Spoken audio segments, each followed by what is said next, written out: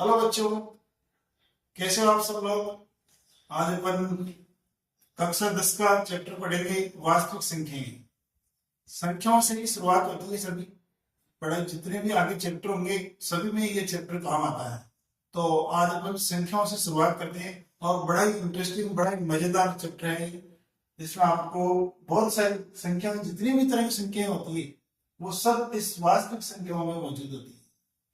Real number कहते हैं इसको अंग्रेजी में। अब इसमें कौन कौन सी संख्याएं शामिल होती है, सबसे पहले मैं आपको उससे रूबरू कराना चाहूंगा। सबसे पहले जो शुरुआत होती है वो होती है प्राकृत संख्याओं से। प्राकृत संख्या,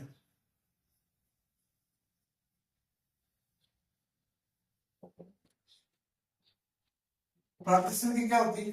प्राकृत संख्या वह होती है जो अपने प्रकृति में मौजूद संख्याएं है, जिनको अंग्रेजी में रियल नंबर भी, प्राकृत संख्या को नेचुरल नंबर भी कहते हैं। और यह जो अपने नेचर में मौजूद है, ये शुरुआत होती है कि एक से, 1 2 3 4 और अनंत तक चलती है। इसको अपन प्राकृत संख्या कहते हैं, क्योंकि ये सब मौजूद है प्रकृति में। जैसे एक कोई भी वस्तु है तो मिनिमम कम से कम एक तो होगी, जब उसको अपन काउंट करेंगे एक से लेकर आगे तक 2 3 4 5 6 और अनंत की संख्याएं चलती है।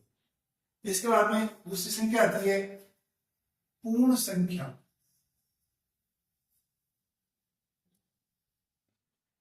अंग्रेजी में इसको होल नंबर बोलते हैं।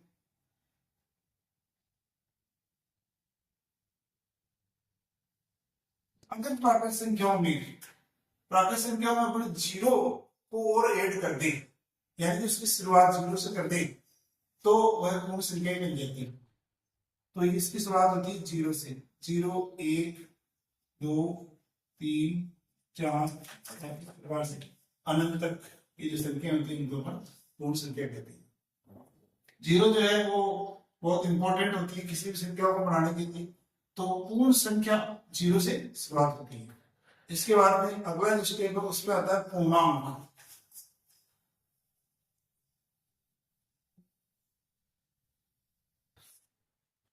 जिसको अपन अंग्रेजी में इंटीजर बोलते हैं, integer number.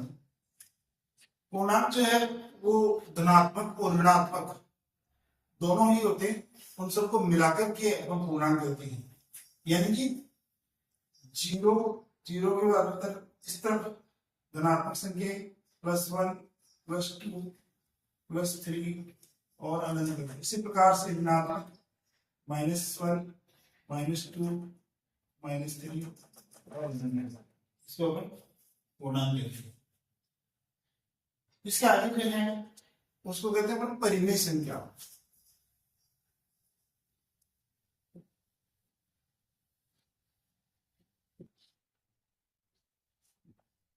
Rational number.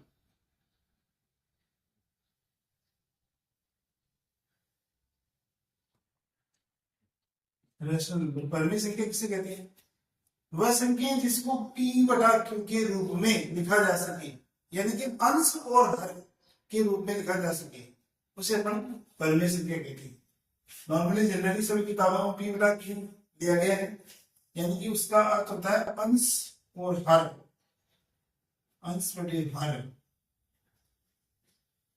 p/q के रूप में लिखी हुई कोई भी संख्या जो है वो परिमेय संख्या कहलाती है।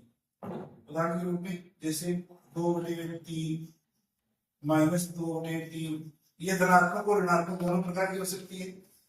0 भी एक परिमेय संख्या है, क्योंकि 0 को अपन इस प्रकार से लिख सकते हैं, इसके नीचे अपन 1 लिख सकते हैं। अगर किसी भी संख्या के नीचे 1 लिख दो तो उस संख्या में कोई बदलाव नहीं होता है, वो संख्या वो क्यों रहती है? क्योंकि 1 से डिवाइड करने पर वापस वही संख्या आती है, इसीलिए 0 भी एक परिमेय संख्या है। तो इसका अर्थ क्या हुआ कि p/q के रूप में तो लिखी जा सके, लेकिन q जो हर है उसका मान 0 के बराबर नहीं होना चाहिए। q is not equal to 0, जब भी वो परिमेय संख्या कहलाएगी। अगर किसी संख्या में मान लो अपन ने नीचे 0 लिख दिया, इसे 3/0, तो यह परिमेय संख्या नहीं है, क्योंकि 0 से डिवाइड कर दी ये अनंत अपरिमित संख्या आती है, इस संख्या में होती नहीं, इसलिए अपन इसको परिमित संख्या नहीं कहेंगे। इसके बाद में आती है अपरिमेय संख्या।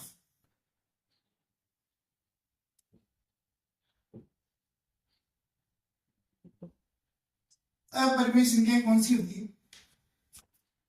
अपरिमेय संख्या उन सभी परिमेय संख्याओं को कहते हैं, एक परिभाषा इसकी होगी कि जिसमें अपन इसको p बटा q के रूप में नहीं लिखा जा सकता, ऐसी संख्याएं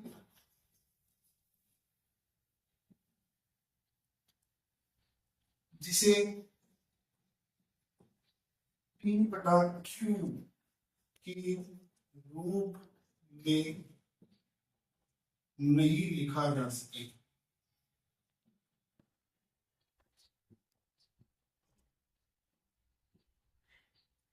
अपरिमेय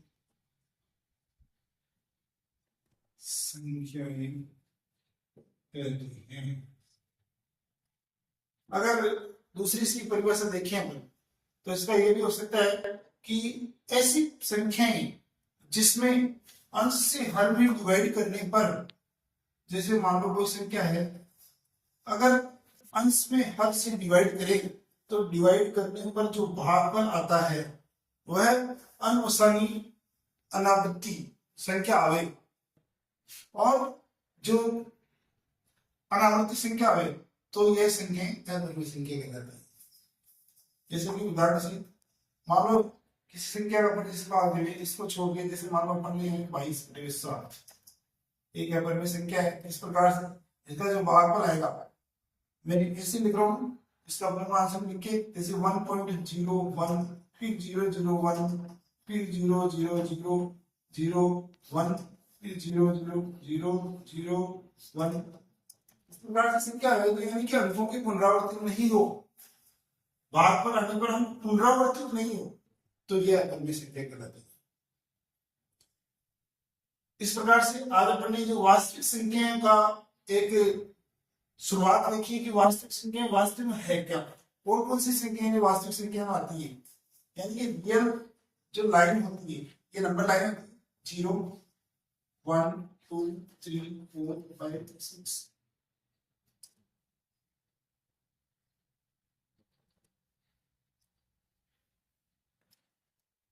-1, -2, -3, -4, -6 और अनंत, दोनों तरह के अनंत। इसको कहते हैं नंबर लाइन, इसको नंबर लाइन कहते हैं।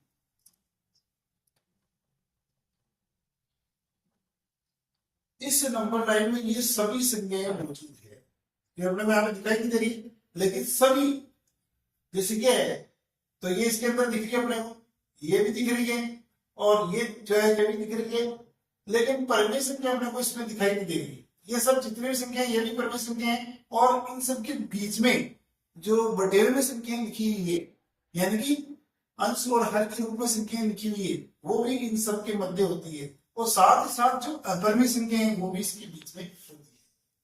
इन सबको अपन वास्तविक संख्याएं कहते हैं। तो प्यारे विद्यार्थी, इससे पहले आज हम जो प्रश्नावली 1.1 है वो शुरू करेंगे। इससे पहले हमने वास्तविक संख्याओं का बेसिक देखा था, जिसमें अपन ने वास्तविक संख्याओं के अंदर सबसे पहले प्राकृत संख्या क्या होती है उसको सीखा था। प्राकृत संख्याओं के बाद पूर्ण संख्या, पूर्णांक और परिमेय संख्या, ये सब अपन ने उस दिन अच्छी तरह से जाना था कि किस प्रकार से ये संख्या होती है, इसमें क्या क्या होता है। तो आज हम 10वीं क्लास के प्रश्नावली वास्तविक संख्याओं में 1.1 प्रश्नावली शुरू करेंगे, जिसमें अपन ने अभाज्य गुणनखंडों के गुणनफल के रूप में लिखना है संख्या। ये वास्तविक संख्या है और ये सब पूर्ण संख्याएं हैं। इन पूर्ण संख्याओं को अपने को अभाज्य गुणनखंडों के रूप में लिखना है। अभाज्य गुणनखंडों को सीखने से पहले मैं आपको थोड़ी सी जानकारी दे दूं कि अभाज्य संख्या क्या होती है। अभाज्य संख्या वो संख्या होती है जिसको आगे विभाजित नहीं किया जा सकता, वह संख्या केवल एक से और स्वयं से विभाजित होती है। जैसे मान लो कोई संख्या है 2, अब 2 जो है 2 में केवल 1 का भाग आएगा या 2 का भाग आएगा, इन दो ही संख्या से यह विभाजित हो सकती है, तो ये अभाज्य संख्या है। इनके अलावा इसमें किसी का भाग नहीं देगा। तो यानी कि एक से और स्वयं संख्या से विभाजित होने वाली संख्या अभाज्य संख्या। इसी प्रकार से जैसे 3, तो 3 में भी 1 का और 3 का भाग रहता है, तो ये भी एक अभाज्य संख्या है। इसी प्रकार से 5 में भी 1 और 5 का भाग है, इसके अलावा किसी का भाग देता है। लेकिन इसके अलावा जैसे अपन 4 देखेंगे तो 4 में 1 का भाग रहता है, 2 का भाग रहता है और 4 का स्वयं का भाग रहता है। तो 1 और 4 तो स्वयं है और 1 है जिसका भाग देना है। तो इसके अलावा 2 और है, एक संख्या जो और है उसका भाग आ जाता है, तो ये अभाज्य संख्या नहीं, जबकि ये सब अभाज्य संख्या है, अभाज्य संख्या है, ये सब अभाज्य संख्या है। तो आपने जाना कि अभाज्य संख्या क्या होती है। तो ऊपर जो संख्याएं लिखी हुई अपने प्रश्न में, इन सबको अपने को अभाज्य संख्याओं के रूप में प्रदर्शित करना है, लिखना है। इसके लिए अभाज्य विधि है अभाज्य संख्याओं को लिखने की। जैसे 140, इसको अभाज्य संख्याओं के गुणनफल के रूप में कैसे लिखेंगे, इसके गुणनखंड कर देंगे अपन, इसको डिवाइड करेंगे और डिवाइड कहां से करते चलने जाना अपने को, 1 से डिवाइड करेंगे तो हो जाएगा वापस। तो 1 के आगे से चलेंगे अपन 2 से, तो 2 से अपन इसको डिवाइड करते हैं। अगर 2 से डिवाइड नहीं हो रहा है, 2 का भाग नहीं जा रहा है, तो अपन फिर 3 से करेंगे, 3 का भाग नहीं जा रहा है तो 4 से करेंगे। तो सबसे पहले मैं इसको 2 से डिवाइड करता हूँ। देखिए 2 का भाग 1 में जाता नहीं, इसलिए अपन 2 संख्या साथ में लेते हैं और इसको 2 से डिवाइड कर देंगे, यानी कि 14 में 2 का भाग देंगे तो 7 बार जाएगा और 0 को 2 से डिवाइड करेंगे तो 70 आ गए।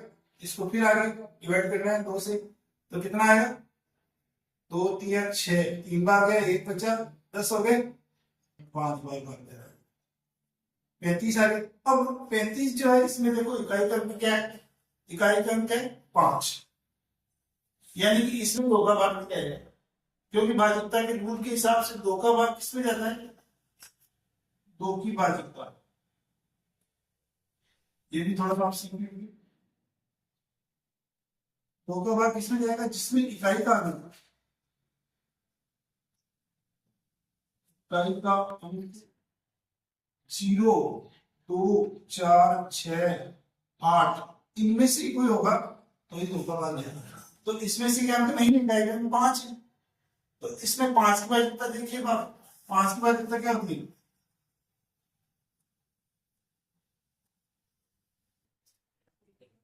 इकाई का अंक, संख्या की इकाई का जो अंक है वह 0 या 5, 0 या 5 में से कोई एक, तो 5 का भाग जाएगा। मैंने आपको थोड़ी देर पहले बताया था कि अपन को क्रम से चलना, 2 के बाद में 3 का चेक करेंगे, 3 के बाद में 4, तो 2 के बाद में 3 का चेक करेंगे, 3 का भाग जाएगा। इसके लिए 3 की भाजकता भी अपन देख लेते हैं कि 3 की भाजकता क्या होती है। 3 की भाजकता का रूल देखिए,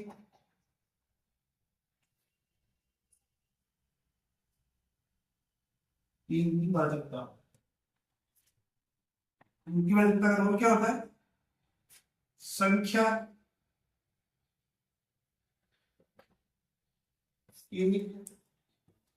अंकों का योग 3 से भाजित हो।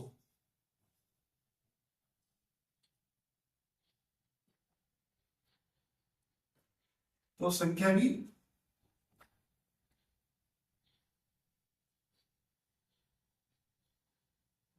तीन से भाजित हो।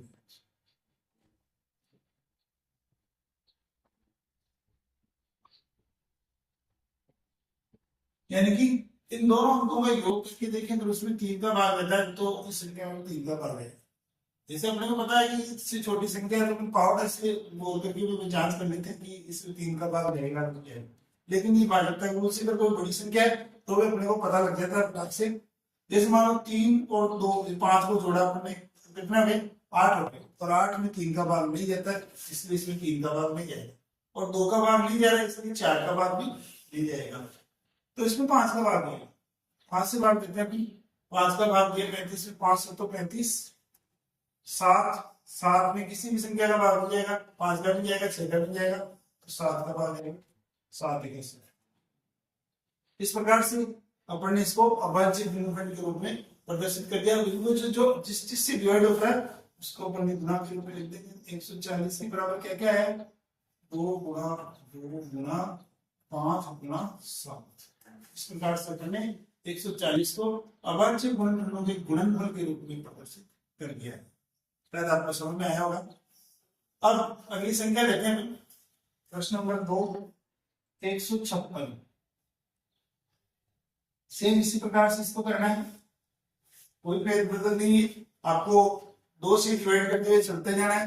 अगर 2 का भाग नहीं जा रहा है, 2 से डिवाइड नहीं हो रहा है, तो अपन 3 से इसको डिवाइड करेंगे। 3 से डिवाइड नहीं हो रहा तो 4 से करने की 2 का नहीं जा रहा तो 4 का मिल जाएगा। फिर अपन 5 से डिवाइड करके देखेंगे, 5 से डिवाइड नहीं हो रहा तो 6 से नहीं करेंगे, क्योंकि 6 का 3 का और 2 का नहीं जा रहा तो 6 का भी मिल जाएगा।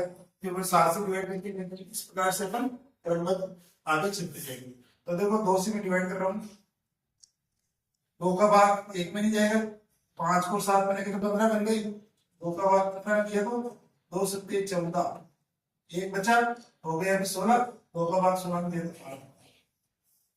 फिर अपन ने 2 से डिवाइड किया, 2 दिया 6, 1 बचा 18 पे 9 बार डिवाइड हो गया। अब देखिए इकाई कम इन अंकों में से जो मैंने थोड़ी देर पहले आपको बताया 2 2 4 6 8 में से नहीं है, इसका मतलब इस संख्या में 2 का भाग मिल जाएगा।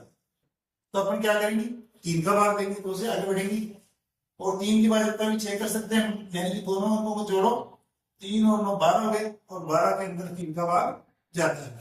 तो अपन 3 से डिवाइड होगी संख्या, 3 का भाग देंगे, 3 का 3 और 3 3 का 9, 13 आ गई। अब 13 में देखिए 13 एक अभाज्य संख्या है, 13 में 1 का और स्वयं 13 का ही भाग आता है, इसलिए इसमें 13 का भाग जाएगा, 13 एक कर देगा। और जो संख्या है उसको हम गुणनफल के रूप में लिख देंगे 156। इससे डिवाइड करेंगे 2 इंटू 2 इंटू 3 गुणा 1। इस प्रकार से हमने 156 को अभाज्य गुणनफल के रूप में लिखा है। प्रश्न नंबर 3,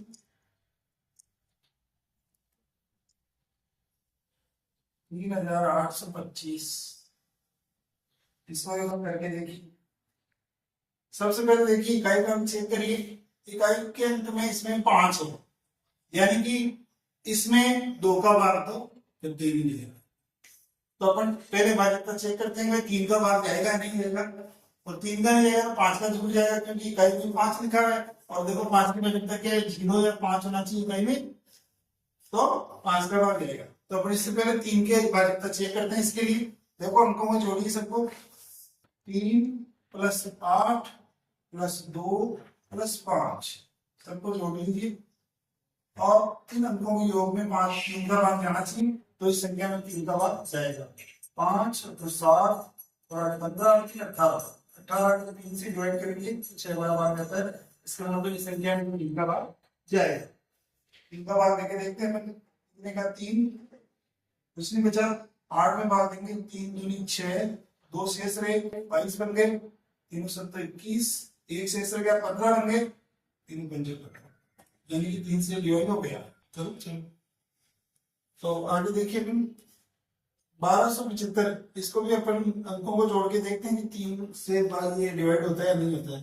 तो अंकों को जोड़िए, 5 और 7 12, 12 और 2 14 15, यानी कि 15 में 3 का भाग आता है, तो यानी 3 से डिवाइड होगा। 3 चौक 12, कुछ भी शेष नहीं रहा, 7 में भाग देंगे 3 का, 3 दूनी 6, 1 बचा 15 हो गए, 3 5 15, यानी कि 3 से डिवाइड हो गया।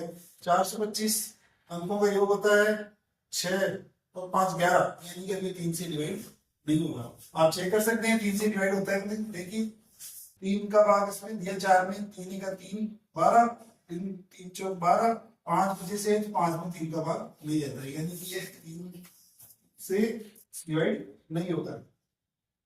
तो अपन इसमें क्या किसका भाग लेंगे बच्चों, 5 का भाग। क्योंकि 4 का भाग जाएगा नहीं, मैंने तुम्हारे को पहले ही बताया भाजकता के नियम में।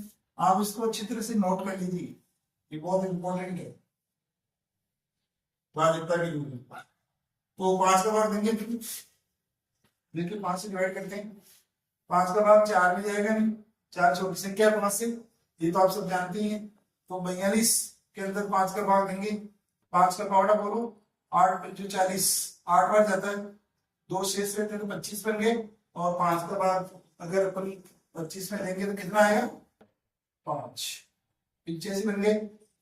इसमें वापस 5 का भाग देंगे, क्योंकि इकाई का 5 है, 3 का तो जाएगी रह पहले, तो अपन 5 से डिवाइड करेंगे, 5 का भाग 8 में देंगे, 5 के भाग बचे 3, 35 बन गए, 535। अब देखिए वापस 17 जो है एक अभाज्य संख्या है, क्योंकि 17 के अंदर स्वयं 1 का और 1 के अलावा किसी का भी भाग नहीं देता है, वापस 17 का ही भाग आता है।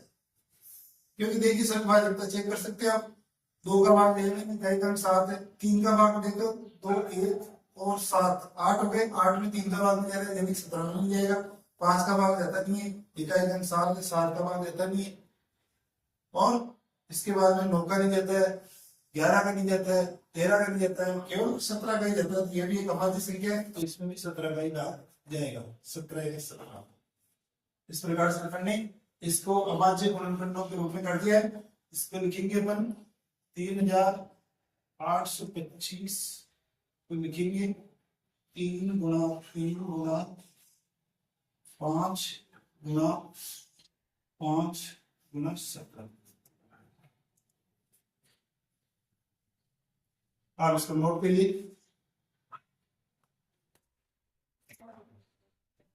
ताली वाला बच्चा आपने, तो मैं करते नहीं है, इन दोनों को हटाता हूं और ये 2 शेष प्रश्न अपन करते हैं।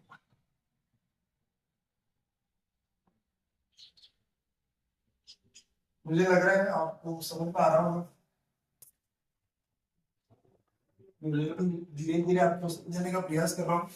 और ये प्रश्नावली सबसे इंपॉर्टेंट प्रश्नावली, क्योंकि संख्याओं से संबंधित है, तो संख्याएं हर एक प्रश्नावली के अंदर आपको मिलेगी। ये अभाज्य गुणनखंड वगैरह बहुत सारी प्रश्नावली में आपको दर्शन करना पड़ेगा, और आगे भी आप अगर भविष्य में मैथ्स लेते हो 11वीं 12वीं में, तो वहां भी ये सब काम आएगा। अगला प्रश्न है 5005। देखिए 2 से डिवाइड होगा नहीं, क्योंकि इकाई का अंक 5 है। 3 के लिए अपन चेक कर लेंगे अंकों का योग, 5 और 5 10 हो गए, 10 में 3 का भाग नहीं जाता, यानी कि इसमें 5 का ही भाग जाएगा। 5 से डिवाइड करते हैं, 5 का 5, 0 में 5 का भाग नहीं, 0 0 में 5 का भाग नहीं, 0 5 1001 आ गया।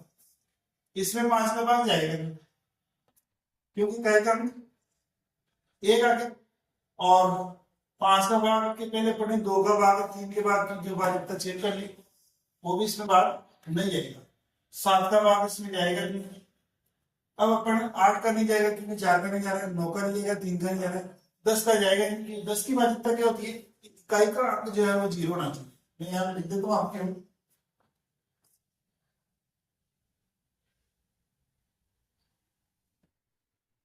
10 की भाजकता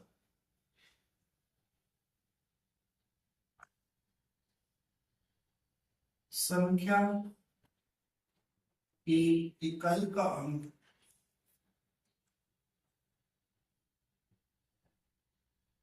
शून्य होना चाहिए,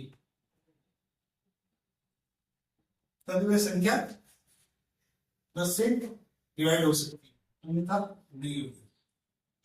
तो इसमें हम 11 का भाग देके देखेंगे, 11 की भाजकता भी मैं आपको बताऊंगा।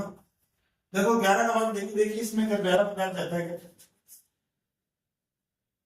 11 का भाग देखो 1 में जाएगा नहीं, छोटी संख्या, फिर 0 लगा दिया, 10 बन गई, फिर 0 लग गया, यानी कि 100 जो है 11 से बढ़ी है, तो भाग देके चेक करते हैं, फिर जाता है जाता है 11 99, 11 का पर पाउडर 9 बार बोलते तो 99 आता है, और 9 बार भाग देता है, ये 9 बार भाग देता है, एक शेष बचता है 11 बन गए, तो 11 का 11 भाग चला गया। देखिए 91 है, तो अपन पहले 7 का इसमें भाग देके देख लेते हैं कि 7 का भाग जाएगा। तो अपन 7 से डिवाइड करेंगे पहले, तो हमने 6 में किया था पहले।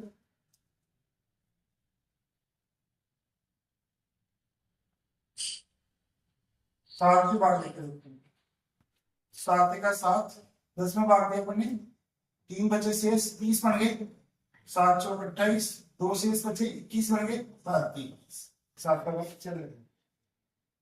फिर इसके बाद में देखिए, अब 7 का भाग और देखिए तो 7 का 7, 7 दूनी 14, 3 से ऐसे रखेंगे, 7 का भाग नहीं देगा।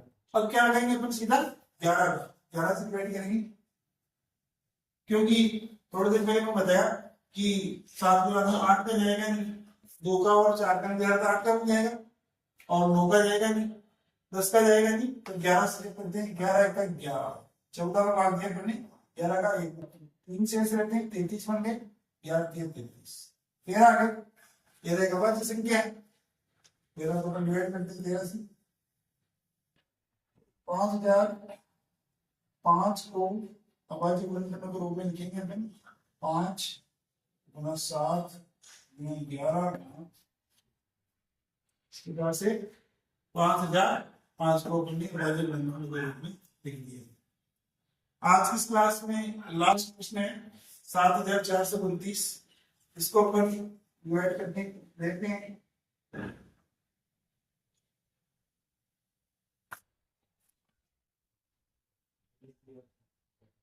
7429, सबसे पहली बात करते चेक करिए, देखो इकाई का अंक 9 है तो 2 का भाग जाएगा नहीं, अब हम 3 का चेक करते हैं, 3 का जाएगा नहीं, अंकों का योग करिए, 7 + 4 + 2 + 9, सबको जोड़िए, 7 और 4 11 तो 13, 13 में 9 जोड़े थे 21, 21 यानी कि 3 से डिवाइड हो जाएगा, तो 3 से डिवाइड करते हैं अपन, 3 दूनी 6, बचा 1, 14 बन गए, 3 चौक 12, बचे 2 22 बन गए, 3 7 21, बचा 1, बचा 2, 1 बचा है, 2 बचे, यानी कि नहीं जा रहा बात, इसका मतलब अपन ने जोड़ में कहीं गलती की है, जोड़िए वापस, 7 और 4 11, 11 और 2 13, 13 और 9, ओ सॉरी 13 में 9 जोड़ते हैं अपन, तो कितने बनते हैं बच्चों, 22 बनते, 22 में 3 का भाग जाता नहीं, यानी कि ये 3 से डिवाइड नहीं होगा। 3 से डिवाइड नहीं हुआ तो फिर किससे होगा, 5 की बात देखिए, 5 में इकाई का 5 है, 0 होना चाहिए, तो 5 का नहीं जाएगा। फिर उससे बाद में चेक करते हैं 7 की बात, 7 का चेक करो, 7 का भाग 7, 7 का 7, 7 5 35, 7 का भाग इसमें 5 में 9 बच्चे थे, 7 का भाग मिल जाएगा, 8 का जाएगा, 9 का नहीं जाएगा, क्योंकि 3 का नहीं जाएगा तो 9 का मिल जाएगा, 11 का 11 से डिवाइड नहीं होगा। ठीक है, को चेक करना पड़ेगा इसमें आगे समझ अगर रूल जो है 11 तक हम देखेंगे तो इसके बाद जो तो आगे तक चेक करने पड़ेगी। 13 का करके देखो, 13 का बाद देखिए, देखिए 74 में 13 पंजे 65, जैसे कितने 9 बराबर हो गए, 13 में, यानी कि 13 से डिवाइड नहीं होगा, तो 14 से डिवाइड नहीं होगा, 15 से नहीं होगा, क्योंकि 5 का ही नहीं जा रहा है, 16 17 से चेक करते हैं, 17 का 17 17 तो 34, 17 के 17 चौक 68, 4 बार दिया हमने, 68 कितने बचे शेष 6, 62 हो गए, 70 3 51, 11 शेष बचे 19 हो गए, 19 हो गए तो 119 हो गई, 119 में 17 का भाग देंगे तो कितनी बार जाएगा ये 7 बार, 70 से 119 होते हैं, 437 आ गए। अब इसमें वापस 17 का भाग देखिए, चेक करो 17 का जा रहा है, 17 34 2 बार दिया पढ़ने, 11 बच्चे 117 हो गए, 17 का भाग दी जाएगी, तो 17 के बाद में 18 का जाएगा नहीं, क्योंकि जो सम संख्या है उनका भाग नहीं जाएगा, क्योंकि 2 का नहीं जा रहा तो सम संख्याओं का भाग करते नहीं जाएगा। अब हम 19 से चेक करते हैं, 19 2 38, बचे 5 57 बन गए, 19 30 57, यानी कि 19 का भाग चला गया 23 बार। अब 23 जो है वो भी एक अभाज्य संख्या है, क्योंकि 23 में 1 का और 23 के अलावा किसी का भाग नहीं रहता है, अगर इसको 23 से डिवाइड करेंगे, 23 से इस प्रकार से 7,429 को अपन के गुणनफल का लेके लिख सकते हैं 17 गुणा 19 गुणा। इस प्रकार से बच्चों आज अपन ने प्रश्नावली 1.1 कंप्लीट करके आज की क्लास में और अभाज्य गुणनखंडों के रूप में। तो बच्चों आज अपन देखो प्रश्नावली 1.1 में पूरी तरह से कंप्लीट कर दिए। इसमें अपन ने एक प्रश्न कंप्लीट किया अभी, जिसमें अपन ने संख्याओं को अभाज्य गुणनखंडों के रूप में लिखना सीखा है। 5 प्रश्न पूरे किए अपन ने कंप्लीट, साथ में भाज्यता के नियम सीखे हैं। आज इसका दोहरा करोगे घर जाके और जो प्रश्न मैंने कराए हैं इनको एक एक को वापस हल करके चेक करके देखेंगे कि किस प्रकार से अपन ने इसको अभाज्य जो भाज्यता के नियम सीखा है, सीखा। Thank you.